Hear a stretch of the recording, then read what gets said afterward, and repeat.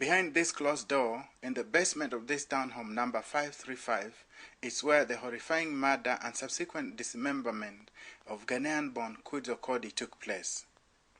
And even though the cameras have left to chase after more fresh breaking news, behind the closed curtain sits the parents of Alex Kinyua, the young man who allegedly committed the murder and later on, in a ritualistic manner, ingested the victim's hearts and brain. But beyond this compound, the world and especially the Kenyan community in the US is still in shock. When I heard that there was a Kenyan boy who killed and ate his friend's body parts, I was in outrage and disbelief and somewhat angry.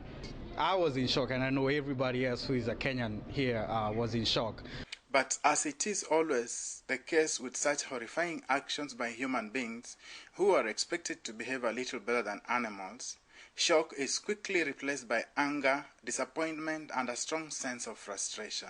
It's so painful just to hear like the name, it's a Kenyan, it's a young person, and then the next thing to hear is a Kenyan is such a great shame. For those who knew young Alexander Kinyua and his family, like Mr. Karanja Mwaura of Baltimore, Maryland, the feeling is indescribable, but definitely one of shock and even self-recrimination, especially considering the fact that young Alex could have been anybody's son.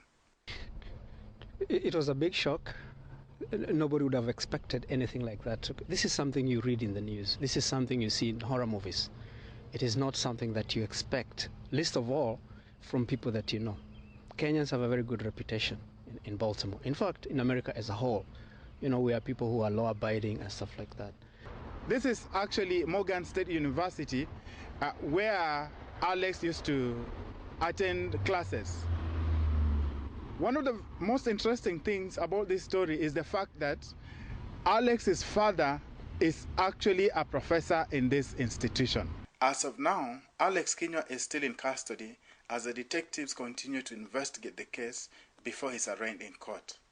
But as the Kenyan community in the US come to terms with this horror perpetrated by one of their own, the disturbing reality is the revelation that the young man exhibited signs of mental duress and nobody acted upon these signs. In this case, I mean, this guy was by himself, and then we are seeing and getting reports that he might have been involved in a cult. I mean, that should have told you it's not turning out to be good. This has been a big wake-up call. Chris Omalo for KTN in the US.